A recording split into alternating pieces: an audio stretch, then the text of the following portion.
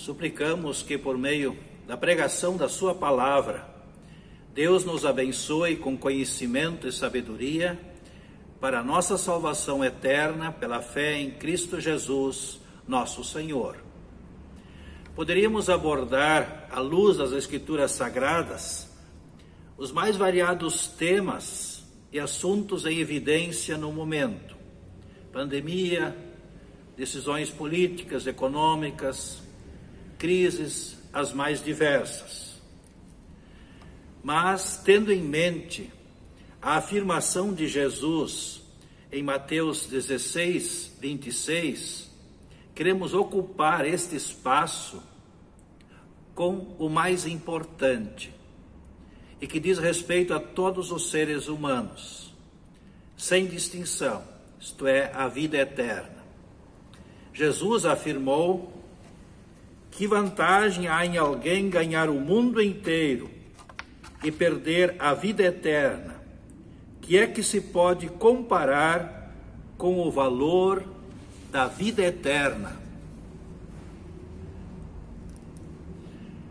Sabemos que a Bíblia, formada pelos 39 livros do Antigo Testamento e 27 livros do Novo Testamento, é o livro sagrado dos cristãos, daqueles que professam a fé cristã.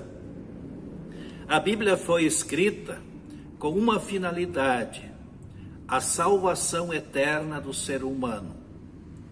Foi escrita com a finalidade de salvar o ser humano do pecado, da morte e condenação eterna. Para ser salvo do pecado, da morte e da condenação eterna, o ser humano precisa conhecer o que está escrito nas Escrituras Sagradas, aceitar e confiar no que está escrito. Isso é, precisa ter fé, precisa crer. E esse crer é operado na mente, no coração do ser humano, pelo Espírito Santo, por meio da pregação, do testemunho, do ensino, em forma de lei e evangelho. Um teólogo luterano do século XVIII, chamado Carl Ferdinand William Walther, em suas preleções e aulas semanais, chamadas de Momentos com Lutero, elaborou 25 teses a respeito da correta distinção entre lei e evangelho. Quero lembrar, em resumo, apenas 5 dessas teses. A primeira tese diz: o conteúdo doutrinário de toda a Escritura Sagrada, tanto do Antigo quanto do Novo Testamento, é constituído por 2 doutrinas essencialmente distintas entre si: a lei e o evangelho. Podemos ilustrar que, assim como a tapeçaria é criada com fios que se entrelaçam em apenas 2 direções, da mesma forma Deus teceu a Bíblia apenas com a lei e o evangelho.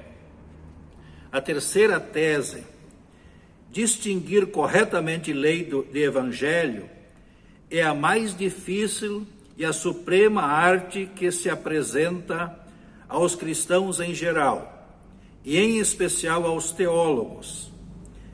Essa arte é ensinada exclusivamente pelo Espírito Santo, na escola da experiência. Na quarta tese, conhecer bem a diferença entre lei e evangelho não é apenas maravilhosa luz para a correta compreensão de toda a Escritura Sagrada. Mais do que isso, sem esse conhecimento, a Escritura é e continua sendo um livro selado. A quinta tese: a primeira confusão entre lei e evangelho é quando se encara Cristo como um novo Moisés, um legislador, e se transforma o Evangelho em doutrina de obras meritórias. Por fim, a sexta tese: a palavra de Deus não é aplicada corretamente quando a lei deixa de ser pregada em todo o seu rigor e o Evangelho em toda a sua doçura. Em João 7,37 está escrito: se alguém tem sede, venha a mim e beba. A respeito dessas palavras de Cristo, Lutero fez o seguinte comentário: estes são os dois assuntos sobre os quais pregamos a palavra de Deus. A lei produz sede, leva o ouvinte ao inferno e o abate. O Evangelho, no entanto, refresca e vivifica, e leva o ouvinte para o céu. Lutero diz mais: a lei nos diz o que devemos fazer e nos cobra por não cumprir o que nos é ordenado, independentemente de quão santos nós formos. Assim a lei me torna inseguro, ela me persegue por tudo e me faz ficar com sede. Sabemos que Lutero, enquanto ele buscava a reconciliação e a paz com Deus pelas obras meritórias, pelo caminho da lei, pelos sacrifícios, jejuns, ele se sentia inseguro, com medo de Deus e de seu julgamento. Mas, quando lhe foi revelado o Evangelho, Lutero encontrou a certeza da sua salvação, o céu aberto pelos méritos de Cristo Jesus. Lutero ainda escreve: quando Cristo convida aqueles que têm sede, ele quer dizer aqueles que foram arrasados pelas marteladas da lei. Uma pessoa que tem essa sede, nada mais deve fazer do que beber, isto é, receber e aceitar o consolo do Evangelho. E Lutero exemplifica assim: quando uma pessoa está verdadeiramente com sede e alguém lhe dá um copo de água, ela se sente imensamente bem e refrescada. Mas quando uma pessoa, por outro lado, não está com sede, diz Lutero, você pode encher um copo de água, oferecer esse copo a essa pessoa e não fará nenhum bem especial. A água não vai refrescá-la. Assim é falar do Evangelho para alguém sem falar-lhe da lei. A lei provoca a sede de salvação. O Evangelho sacia essa sede, dá a salvação pela fé em Cristo Jesus. Afinal, podemos ter certeza do perdão de Deus e da vida eterna no céu somente com a correta distinção entre lei e Evangelho podemos ter essa certeza. E a Bíblia foi escrita para nós termos essa certeza. Em 1 João 5,13, por exemplo, está escrito: eu escrevo essas coisas a vocês que creem no Filho de Deus, para que vocês saibam que têm a vida eterna. Isto é, a certeza da vida eterna com Deus é por meio da fé em Cristo Jesus. Isto é o Evangelho, isto é, pelo que Cristo fez em nosso favor, e não pelas obras da lei, a lei pelo que nós devemos fazer. A certeza da vida eterna nos é dada somente pelo Evangelho. Como lembra Lutero, o Evangelho é uma palavra abençoada. Nada exige de nós, apenas proclama boas novas. As novas de que Deus deu o seu único Filho por nós pecadores. Deu o seu único Filho para dar sua vida em favor da redenção dos nossos pecados, do poder do diabo e da condenação eterna. Lutero ainda diz: ao preparar-se para pregar, para anunciar a palavra de Deus, o pregador precisa elaborar um plano estratégico para ganhar os seus ouvintes para o reino de Deus. Se não for assim, os ouvintes podem dizer que o sermão foi muito bom, mas nada mais do que isso. Eles deixarão a igreja com o coração vazio, sem certeza da vida eterna. E Lutero ainda diz que quem anuncia a palavra de Deus precisa orar o Pai Nosso antes e não depois de anunciar a palavra. Porque, orando, santificado seja o teu nome, o pregador lembra que a palavra de Deus seja anunciada com a correta distinção de lei e evangelho. Ao orar, venha o teu reino, ele é lembrado que pela pregação de lei e evangelho, que os seus ouvintes são salvos. Ao orar, seja feita a tua vontade, é lembrado que a vontade principal de Deus, por excelência, é a salvação eterna de todos pela fé em Cristo Jesus.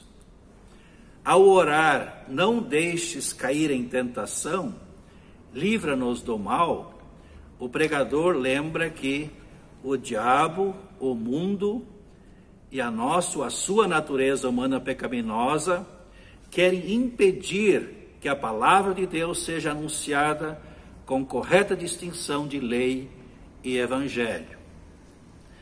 O esboço que segue pode ser útil na distinção de lei e evangelho, na leitura, no estudo e no ensino da palavra de Deus. Como podem ver, a lei nos declara culpados, nos condena, o evangelho nos declara perdoados, nos salva, a lei se concentra nas nossas obras, mostra o que nós devemos fazer, o evangelho se concentra na obra de Deus, mostra o que Deus fez e faz por nós em Cristo. A lei exige perfeita obediência, sede perfeitos como perfeito é o vosso Pai Celeste. Aquele que tropeçar num só ponto, diz Tiago, da lei, se torna transgressor de toda a lei, culpado de transgredir toda a lei. O evangelho não exige nada, mas oferece a graça e a salvação de Deus. A lei jamais perdoa, mas nos condena e traz a morte. O evangelho perdoa, salva e dá a vida eterna. A lei pode até prometer vida e salvação, mas apenas se nós a cumprirmos perfeitamente. O evangelho também promete vida e salvação, mas sem impor nenhuma condição. A lei só declara como justo um ser humano realmente justo, um cumpridor da lei. O evangelho declara que um ser humano injusto é justo pela fé em Cristo Jesus. Quero, para finalizar, usar o exemplo de 4 breves textos bíblicos em forma de lei e evangelho. Primeiro é Romanos 4, 23 a 24, onde está escrito: todos pecaram e estão afastados da presença gloriosa de Deus. Isto é lei, isto é, afastados de Deus aqui e na eternidade. Agora vem o evangelho. mas pela graça e sem exigir nada, Deus aceita todos por meio de Cristo Jesus que os salva. O Evangelho. Romanos 3, 20. Ninguém é aceito por fazer o que a lei manda, porque a lei faz com que as pessoas saibam que são pecadoras. Por isso é preciso também anunciar a lei, para que eles saibam que são pecadoras e que precisam de salvação.